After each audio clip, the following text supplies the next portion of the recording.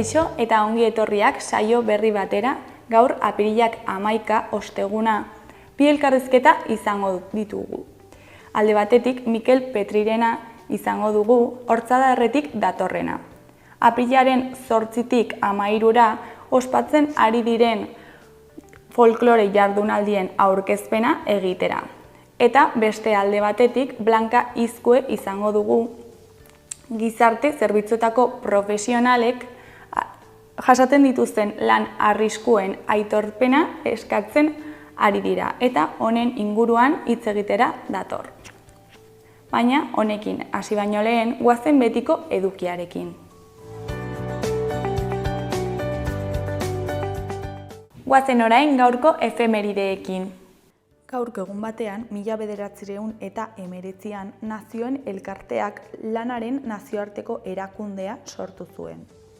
Urte batzuk geroago, 1928an, Iruñeko Katatxu tabernako sarekadan 31 lagun atxilotu zituen polizia militar frankistak.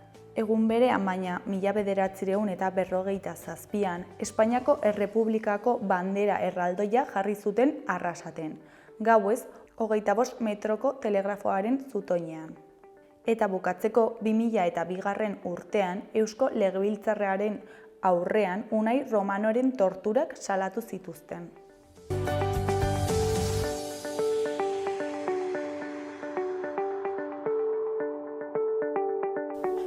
Aste honetarako agenda ikusiko dugu.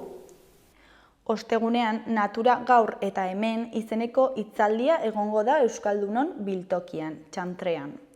Natura gaur eta hemen solasaldia antolatu du biltokik. Arratsaldeko 7:00 egoitzan bertan. Baratza, kanpo eta barruko loreak, frutalak eta basoa izango dira mintzagai. Agronomoa eta paisajista den Jakoba Errekondoren eskutik. Larunbatean, alde batetik Lizarrako eguna ospatuko da. Aiztondeta elkarteak Lizarrako eguna antolatu du lehen aldiz, larunbatean. Goizeko 9:00 abiatuko dute eguna Lizarrako mendizale elkarteekin eta Aiztondetara igoko dira. Ondoren, 11:00 aintzina, puzgarriak, tirolina, tailerrak eta beste zenbait jarduera prestatu dituzte Santiago plazan. 3:00 herri bazkaria eta ondoren ikuskizunak eta kontzertuen txanda izango da. Fitxer, Josetxu Piperrak and the River Rock Band, Chill Mafia eta Goxoan salsa izango dira kontzertuan. Beste alde batetik, Zabalguneko Zibiboxean, goizeko 12:00 ordu batak arte, Printze Giltzapetua izeneko ipuin kontaketa egongo da. Dena dago prest saioa hasteko, baina ipuin kontalaria ez da iritsi. Nor Lurdez baino egokiagoa ataka estu horretatik ateratzeko?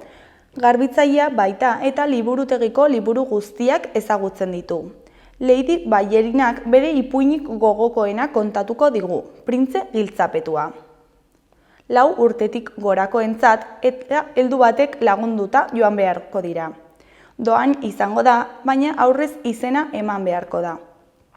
Larunbatean ere, Sanduzelaiko Zibiboxean 6:30 7:30 magia eta zirkua aztikeriak izeneko magia showa egongo da. Txoborro eta Tor magoek sortu duten ikuskizunean magia eta antzerkia daude uztarturik. Kartak desagerpenak, asmakizunak, igarpenak eta gainerako gauza harrigarrien artean dimentsio handiko eskapismo saio bat eginen dute. Eta ikusleetako baten lebitazioa ere bai. Ez duzu sinetsiko zure begiek zer ikusten duten. 4 urte gorakoentzat heldu baten lagunduta joan beharko dira. Euro baten truke aurrez izena eman da.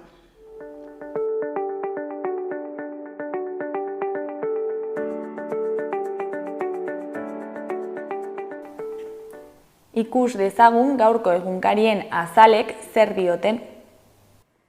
Diario de Noticiasen titular nagusian, emakumeak gehiengoa dira jada Nafarroako epailetzan. Jardunean dauden 70 epaile eta magistratuetatik 42 emakumeak dira. Argazki nagusian, ikasle talde batek azalpenak jasotzen. Titularrean, memoria bizia sartagudan. Institutuetako 500 ikaslek fusilatuen senideekin hitz egin dute.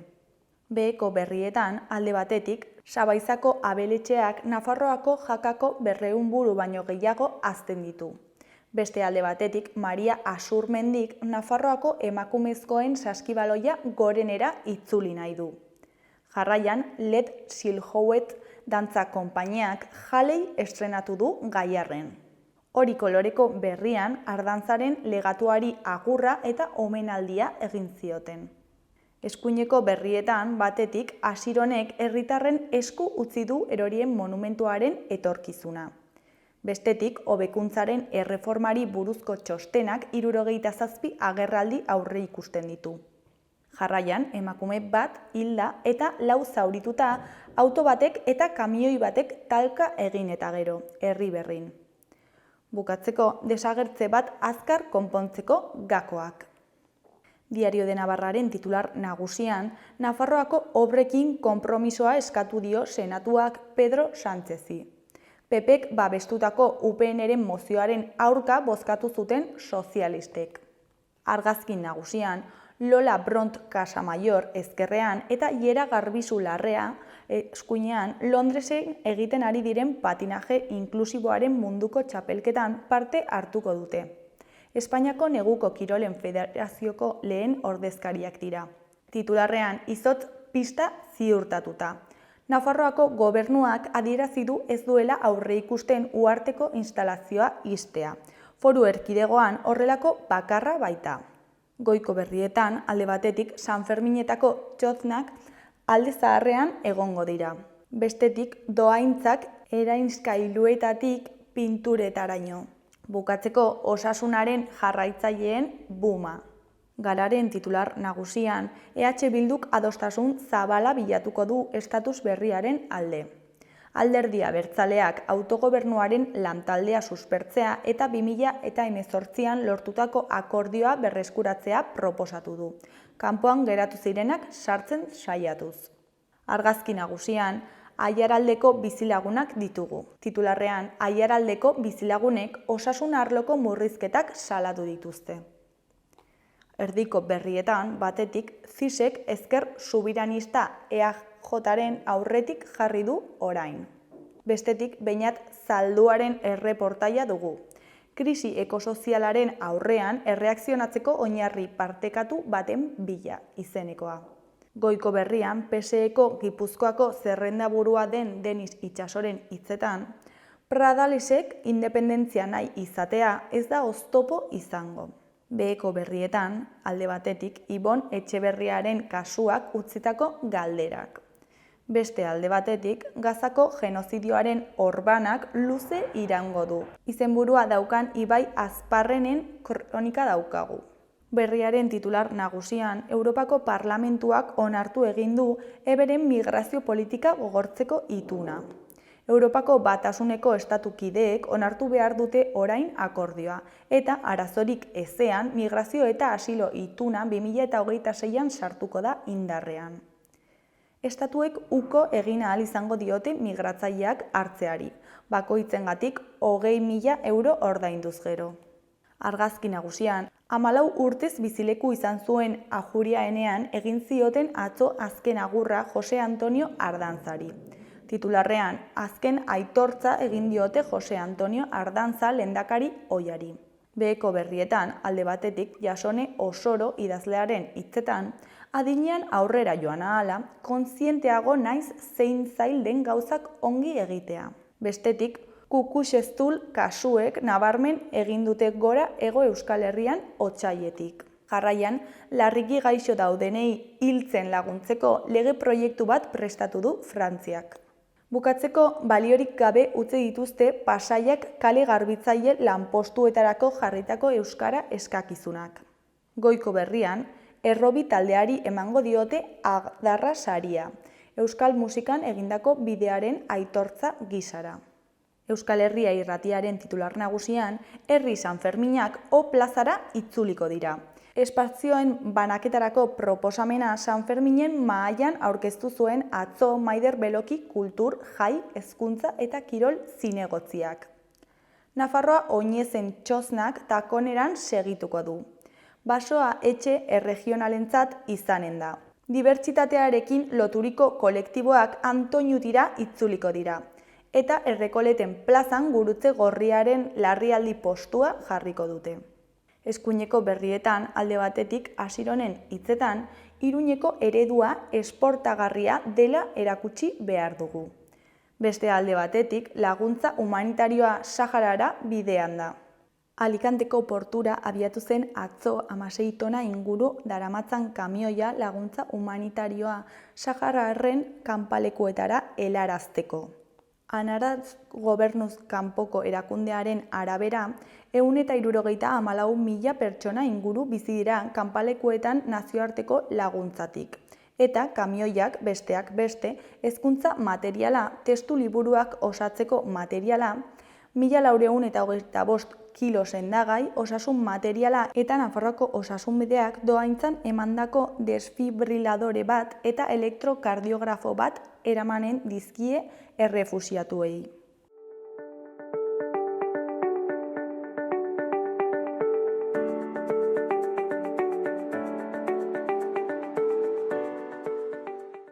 Kaixo eta ongi etorriak gaurko lehenengo elkarrizketara, oraingoan Mikel Petrirenarekin gaude, Hortzadarretik datorrena. Kaixo, zer moduz? Kaixo, ongitazu. Oso ongi. Bueno, jada, apirilaren 8an hasi ziren folklore jardunaldien 38. edizioa, ezta? Eta noiz arte irango du? Pues, azken eguna badugu heldu den larun batean, 13a. Eta, bueno, aste guzti horretan hainbat bekitaldi eta burutuko ditugu. Eta 18. edizioa izan da, ibilaldi luzea daukaten jardunaldiak ditugu, ezta? Bai, Hortzadar taldeak aurten 50 urte egiten ditu, eta 10 urte bete zitunetik hasi ginen egiten, aurtengo beharko luke izan 40. edizioa, baina pandemia urte horietan ezin izan genuen eta halako numeroa hartzen dugu. Bai. Eta zergatik sortu ziren, ze helbururekin? Pues helburua zen nolabait halako dantza talde soil bat izateaz edo hortikan alde egin nahian. Erren nahi dute dantzak egiten dira, baina dantza horrek badu bere testu ingurua eta haunitzetan edo igual hiri handitan zergati hori galdu da. Orduan dantzak eta musikak ere neurri batean behar du bere inguru hori eta horregatik sortu ziren hori ikertzeko nahian eta... Eta beti Iruñean egin dira? Bai, normalean beti Iruñean egin dira. Eta Hortzadarretik aparte beste norbaitek antolatzen ditu?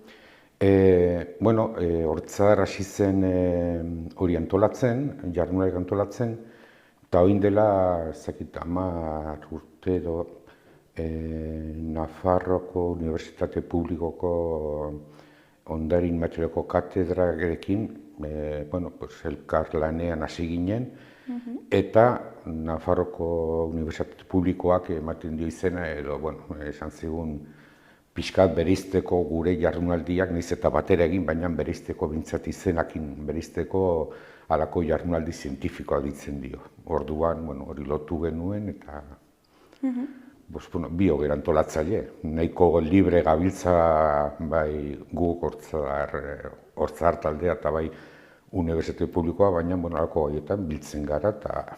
Eta beti formatu bera izan dute edo berrikuntzarik jasan dute? Bai, formatuan normalean garai batean bazen halako pixka bat lana mardulago izaten zen, jende asko hurbiltzen zen bere lanak aurkeztera, bai halako lan luzeak edo lan motzagoak, halako komunikazio motzagoak emanez, baina, garai hori pastu da edo nolabait edo. Eta orain egiten duguna, bintzat egun batean egiten dugu, konbidatzen dugu pertsonan bat, bere gai bati buruz edo guk jarritako gai bati buruz aritzeko, eta nolabait hori osatzen dugu beste aktibitate edo jarduera batzukin. Eta hori normalean beti hola izan da, bueno, beti, gehienetan hola izan da. Gari baten izatzen dugu bakarrik olan hitzaldia eta kitxo, baina, bueno, hau nitzetan dugu, bai hitzaldia bera dena, gehi beste aktibitate batzuk, aurten bezala. Eta aurten zentratu zarete baztango folklorean, ez da? Bai, Zergatik edo... nolabait pixka bat probestu zer taldearen urteurrena, egiten dugu pixka bat atzera begira da, ez zer izan den, baina nolabait taldearen, edo guk ikusten dugu ez, dantza taldearen bilakaera zer izan den orduan, kanpora begirata edo talde barruko gauza ez dena ikusten dugu baztanen argi. Orain dela urte batzuk, nortzuk ibiltzen ziren folklore munduan, musikan, dantzan eta holan, eta nolabait eman den berrikuntza edo bilakaera edo ez dakit nola erran berrikuntza pixka bat zaila da hori erratea, baina ezagutu zenetik edo pixka bat baztango dantza folklorea ohiturak eman ziren garaian edo guk ezagutu izan ditugun, orain dela urte haunitz, zeroiek, nola gaur egun beste bertze zerbait ezberdina den. Orduan, pixka bat taldearen ibilbidea parekatuz edo parean jarriz, bueno, halako gauzak ikusten dira ere, eta, bueno, interesgarria iruditu zitzaigun Patxi Larralde konbidatzea bere ikuspuntua emateko eta... Eta sakondu ezakizu baztango bilakaera horretan? Sakondu, bueno, igual agerikoa da. Nola azaldu, baztango dantzen artean, igual Euskal Herrian edo Euskal Herrian entzutetsuagoak direnak dira mutildantzak. Mutildantzak garai batean ziren baztanen egiten ziren, baina dauden mutildantza kopuruetatik ez ziren guztiak herri berean egiten. Batzuk leku batean, bertze herri batzutan. Orduan, bazen txistulari bat, Mauricio Elizalde, eta, bueno, bera ere dantzaria zen, eta bera jotzen zuen, eta nolabait alako maisu bilakatu zen. Maisu, nahiz eta herri bakotxean bere estilo propioak zeuden, bueno, herri bakotxean eta herri berean ere egongo zen jendea ezberdintzatuko zuna. Ongi edo gaizki dantzatzea, ezakit, ongi dantzatzea nahiko edo hori esatea nahiko kontzeptu subjetiboa da. Artea bezala. Orduan, argi dago Larraldetarrak eta batez ere Patxi Larralde, bere garaian ere, baina batez ere Patxi buelta bat eman dio Patxik eta bere inguruan dabiltzan jendea guzti horri. Emakumezkoak dantzan sartzea, dantza berriak sortzea, bueno, hori izan da pixka bat, ez? Azken urteotan eman den buelta pixka bat horri. Eta ez da ez hobegoa, ez txarragoa, ez berdina eta edozein tradizio behar duen bilakaera edo hor barruan kokatzen aldugu guzti hori. Eta zer jarduera prestatu dituzue aurtengo jarduena? Bueno, honetaz Patxiren hitzaldiaz aparte, egun berien larun batean, intzinetik egingo dugu bertze aurkezpen bat, guk horren dela ja, nizu ditzen zumat urte, baina ari gara osatzen Nafarroko dantzen atlasa, horren inguruan hitzaldi bat edo azalpen txiki, egundia, zertan dagoen hori. Horiek osatzen duten nolabait benetan folklore jardunaldian zer hori, eta gero baditugu antolatuak beste inguruan dabiltzan beste zer hauek, orduan Iaz Argentinan egon ginen, taldeak egin zuen hango Nafarretxetara bidaia eta dantzak erakutsiz, ikuskizunak emanez, hango dantzariekin dantza eginez. Orduan hor hartu ziren irudi batzuk, baita ere argazkiak taulan, orduan egin dugu alako argazkien esposizio txiki bat. Joan den egunean, hortza sortu zenean, dantzari aparte bazauden ere kantariak. Orduan, bere garaian bi diskota eman zuten argitara. Orduan, joan den asteartean egon zen Manolo Egia, kantaria, hortzar kantari taldeko partaide izan zena, egin zuen pixka bat horren historia, nondik abiatu ziren, ze izan zuten oinarri bezala edo zer nahi zuten, ze testu inguru politiko, kulturalean eman zen talde horren sorrera, eta nola egiten zuten, orduan eman zuen hitzaldi bat, esposizioa hor bertan dago jarria, gaur bai, Argentinako bidaian egindako edo hartutako irudiekin, osatu zen alako dokumental bat, gaur eman ginen da. Bihar badago Beltxaren taldeko kontzertua, eta larun batean errandakoa.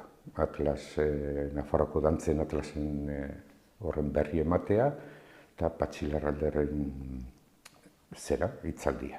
Eta non egingo dira jardunaldi? Jardunaldi guztiak egingo dira Iruñerriko mankomunitatearen egoitza berrian, garai batean Salestarren konbentua zela, orduan hor badutelako kapera baino gehiago bada, eliza igual bada, Iruñeko San Francisco galetik badu sarrera, eta hor egingo da dena. Sarrera dena doan, libre, ez da izenik eman behar, eta, lekua da muga, nola baita. Eta bukatzeko, ez dakit zerbait gehiago komentatu nahi duzun? Zerbait ahaztu zaigun, ez dakit? Horri buruz, gauza gutxi, pixkat igual Nafarroko dantzen atlasari buruz solastea, zentzu horretan ere, gari batean izan genuen ideia, ongi legokela eta probestuz teknologia berriak eta horaxe, egite alako, osatu genuen alako zerrenda bat Nafarroan ematen ziren dantzak eta horrela, eta egin genuen zerrenda, eta horiekin probestuko dugu bai alako azalpen idatzian emandako zerbait, ez? Noiz ematen den dantza mota bat, edo dantzen multzo bat, zergatia, izan daiteke herriko bestak, edo herriko patroia, edo den delakoa, eta hori osatu bai argazkiekin, bideoren bat baldin badago, dantza horiekin, musikak ere ematea, bai partitura PDF formatuan eta bai entzunezkoetan, eta horrekin hasi ginen, eta, hasiera batean 300 inguru dantza balin bazauden, gero ikusko dugu badirela unitzaz gehiago. Eta horretan gabiltza eta osatzen, formatu web orrialde batean, edozein bilatzailean jartzen balin baduzu Nafarroko dantzen atlasa, agertuko zaizu, esteka, hor klikatu eta hor baduzu bilatzaile bat ere badugu, eta badago Nafarroko mapa bat, ikusi ganarako puntu semaforon antzekoa, fitxa osatua dagoela, edo osatzen ari dela, edo indikan osatu gabe dagoela, baina, behintzat ideia mat... Eta atlas horretan, atlas hori da Nafarroako... Nafarroko dantzen atlasa, bai, Nafarroa. Eta hor daude dantzak esan nahi dut tradiziotik etorri zaizkigunak, baina dantza berriak sortu direnak, azken urteotan, ere sartu dugu azken batean dantza da, eta guk ez dugu erranen hori ez dela. Bueno, mila esker, Mikel, Pues, ez horretatik. gurekin hitz egitera etortzeagatik eta zuen jardunaldiak aurkezteagatik. Ederki, bala. Esker mila zuei ere. Bueno, ondo segi agur. Berdin, aio.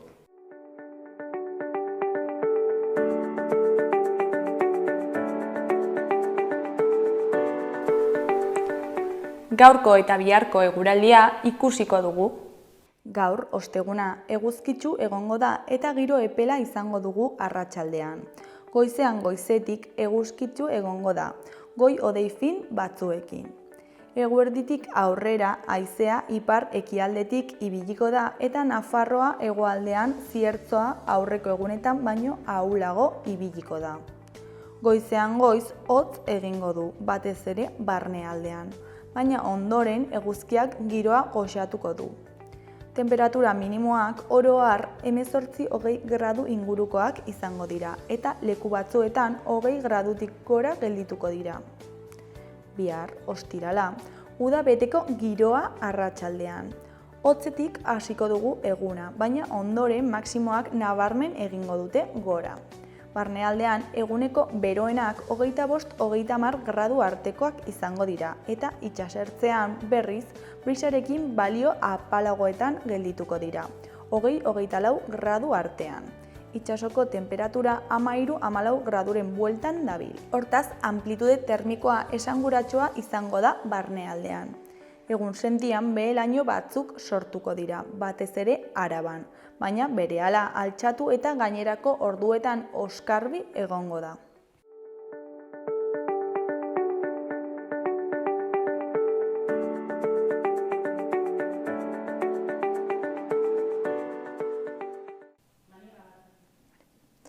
Kaixo eta ongi etorriak gaurko bigarren elkarrizketara, oraingoan Blanka Izkoerekin gaude. Kaixo, zer moduz?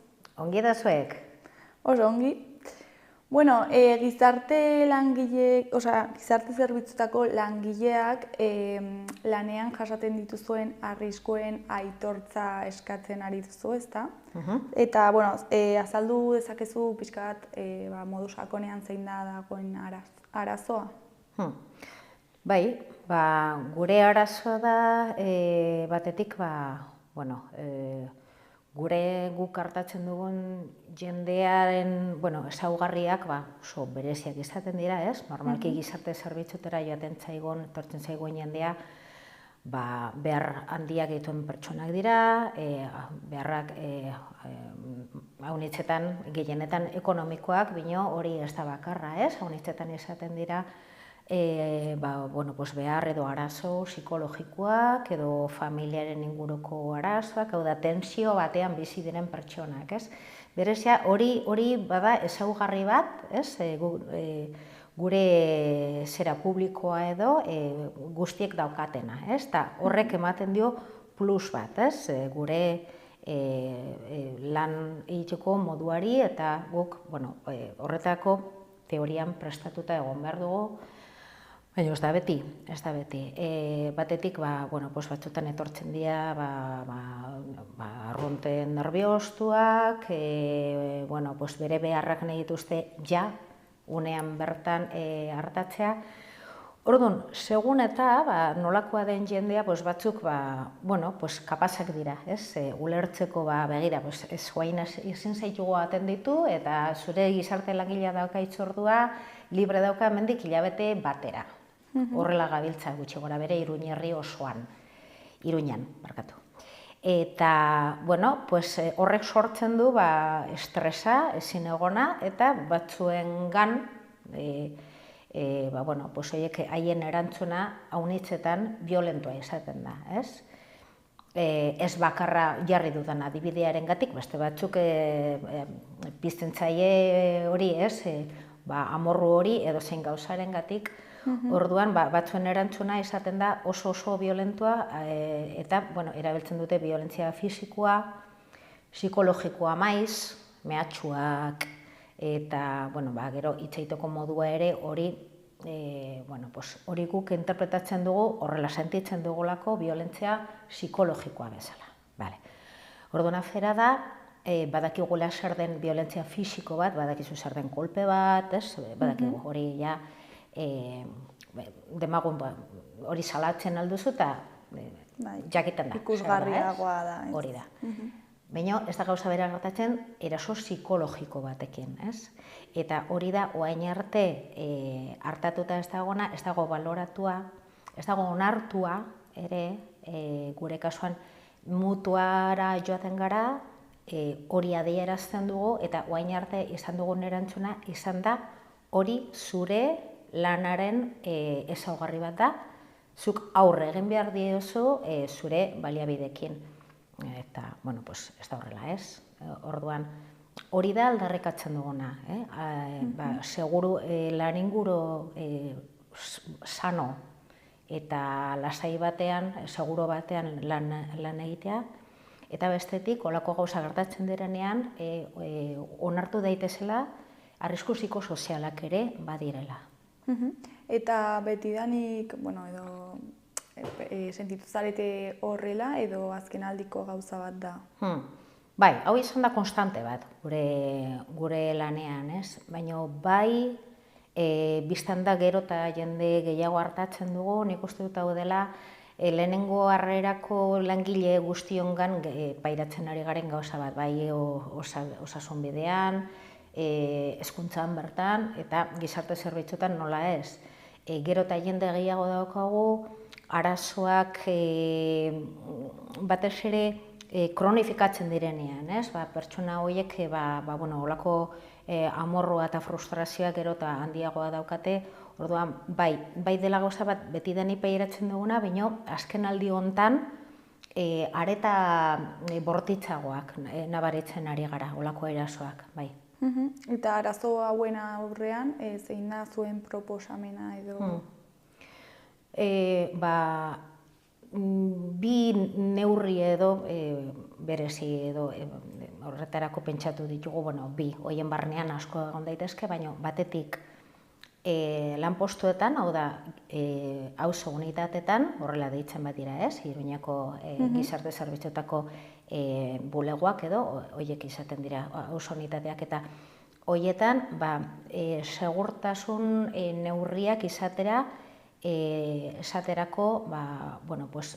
daukagu aplikatibo bat izuaren botoia deitzen zaiona, boton del paniko, eta hori instalatua daukagu, ordenagailuetan, momentu batean sentitzen bazara mehatxatua edo norbait oldartzen zaizunean, hori sakatuz gero, teorian, polizia fite-fite etortzen da, baina batzutan ez da horrela gertatzen. Orduan, holako baliabide teknikologikoak demagun, horiek benetan eraginkorrak izatea. Gero, bestalde batetik ere, zenbait tokitan igual kamarak esartzea baliogarria izan litzateke ez, kamara horiek igual udaltzaingoarekin konektatua izatea, holako neurri teknologikoak eman ditzagun. Baina polizia etortzen denera arte pasada eta jaso duzu erasoa. Hoxe, eta hori gu konstiente gara, hori ezin digula ekidin. Gertatuko denean, gertatuko da. Hori ezin da ekidin. Nola ekidin daiteke hori? Bueno, zerbitzua era orokorrean hobetzea, hau da, beti bezala, langile kopuru gehiago behar da, hori biztan da, guk aspalditik eskatzen dugu, eta, beti daukagu hori aurre kontuen zera, ez, zapaia daukagu, hori beti esaten zaigu, ez, hainbeste diru dago honetarako, publizitate handia ematen zaio beti gizarte zerbitzuetan dirua inbertituko dela, eta oraino egia esatera ez dugu gauza handirik ikusi. Alde batetik pertsonal gehiago itxarote zerrenda horiek arintzeko, ez? Eta horrek emanen luke kalitate gehiago zerbitzu osoari. Eta gero beste alde batetik bai onartzea, holako gauza gertatzen bazaizkigu, izatea zerbitzu psikologiko bat, holako kasuak zehazki gu atenditzeko, gu hartatzeko, eta holako atentzio mediko psikologikoa izatea. Eta gero, eskatzen duzuen beste gauza bat, ebaluazioaren prestaketan bertan zuek parte hartzea da, ez da? Eta zergatik iruditzen zaizue garrantzitsua hau? Bai, duela 10 bat urte edo, holako ebaluaketa bat egin zen, eta kanpotik egin zen, hau da, ekipo esterno batek egin zuen, haien irizpidekin.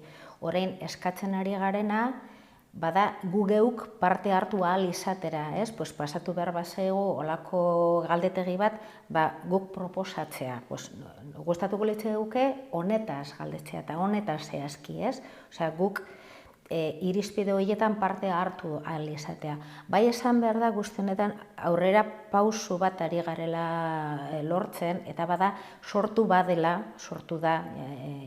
komisio bat langileak daudenak, gure arloko zuzendaria dagoena, lan arriskuen delegatuak edo langileak badaudena, hau da komisio bat, hainbat arloko ordezkariak dauzkana, eta bai hildo honetatik doazela. Hori, arle horretatik, esan behar da, oraingoz badirudi, olako, borondatea badagoela, ez?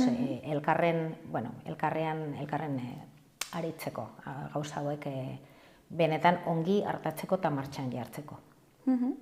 Eta honi aurre egiteko bihar elkarretaratze bat egingo duzu, ezta? Non izango da, ze ordutan? Bai, zentaz pasatzen dugu, bai komisioa sortu da, aurrera doa, espero dezagun bideon hartzea, baina konstiente gara ere, paraleloki edo langileok hortxe egon behar dugula, ez? Hor mantentzen da, aldarrikatzen da, orduan, ja egin genuen elkarrateratze bat duela hilabete bat lan, Gartetu baitzen Alde Zaharreko auzo-unitatean eraso oso bortitz bat, hori ja izan duzen, jasan ezinezko gertaera bat, eta hor egin genuen, lehenengo elkarretaratzea, da bihar eginen dugu berriz ere Udaletxe plazan, eguerdiko 12 ordu erditxoa egonen gara, 12-etatik 12:30, hor konbokatuta gaude gure arloko langile guztiok, gizarte langileok, baina baita ere gizarte hezitzaileak, familietako langileak, administrariak, psikologoak, gure arloan aritzen diren profil profesional guztiok. Eta aurrekoan egin zenuten elkarretaratze horri erantzukizunen bat eman zizkizuten edo? Bai, egia esan, ez dut aipatuko erantzun politikoa, ze hori beti esaten da merchandising hutsa, ez? Nortzuk etortzen diren gurekin, ez? Elkarretaratze horretan argazkian parte hartzera, baina bai garrantzitsua izan dela, bai komisio hori, arestian aipatzen den komisio horien sorrera, eta, antza, datozen hilabetetan, bi astean behin haiek elkartzeko asmoa dute, eta, hori bi bide horiek aurrera jarraituz gero, pensatzen dut, espero dut, zozor lortuko dugula. Eta oraingo honetan, ze harrera espero duzue? Espero dugu, sikiera ja medioekin, ari gara pixkote lan hori ere egiten, bai gara trebatuak, ez? Edabidetan eta olako aldarrikapenak azaleratzea. Oraingoz ikusi dugu, beste erantzun bat izaten ari garela, hori batetik. Gero beti ere edonor pasako dela eta gure pankartak irakurriko duena eta sikiera kuriosidade hori piztea, ez, herritarrengan. Eta, hor udaletxe barruan egonen direnak, entzutea, ez, hor gaudela eta eskatzen ari garela oso gauza oinarrizkoa dela, logikoa, eta nik beti pentsatzen dut, hemendik urte batzutera hau dena lortuta egonen denean pentsatuko dugu. Eta hau karrikan aldarrikatu behar izan dugu? Bai, karrikan aldarrikatuko dugu. Lortuko denean, bakean geratuko gara. Eta lortzen ez den bitartean, zer egitea pentsatu duzu? Sontan, alde batetik komisioak jarraituko du bere bidea, eta bestetik langileok sortu dugu olako asanblada bat, edo talde motorra, esaten diogu gure artean, eta hortan jarraituko dugu, pixkat ideiak ematen komisioari, aberse gauzak lortu nahi diren, beti pixkat izanen gara, hori ez, motorea, ez, aberse gauzak nahi ditugun komisio horretan eztabaidatzea eta lantzea. eta gure artean hori jarraitu babesa ematen, ze nolabait ere bada gure buruak ere babesteko modu bat, ez? Esatea, gertatu zaizue aste honetan, eta beti zeo zer gertatuko denean, denon artean emanen dugu horren berri, horretarako Telegram talde bat sortu dugu, eta hor edozein gauza gertatuko dela, edozeina, guk erasoa konsideratzen dugun zeo zer gertatuko delarik, hori plast, horren berri emanen dugu, eta, sikiera jakitea, elkarren ondoan gaudela langileok. Primera, ja bukatzeko, ez dakit zerbait gehiago komentatu nahi duzun, zerbait ahaztu dugun, ez dakit? Ez dakit bada hainbeste tokitan hori, lehen aipatu dudan osasun bidean edo hezkuntzan irakasleen kexa gero eta nabarmenagoa dena, hori, jendea laguntzeko eta atenditzeko gaudela, eta, batzutan, errespetua, hain gauza sinplea dirudiena, hori, errespetua, beti merezi dugula, errespetuz tratatzen dugu jendea, eta horrela nahi dugu guk ere tratatzea, hori besterik ez. Blanka, mila esker gurekin hitz egitera etortzeagatik, eta lortzen dituzuen zuen helburuak. Hala, espero dugu. Ondo segi, agur. Mila esker, bai, aio.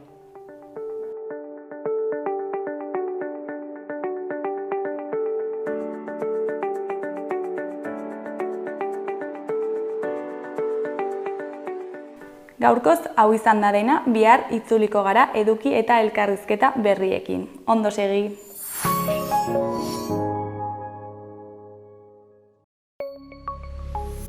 Gobierno de Navarra. Nafarroako gobernua.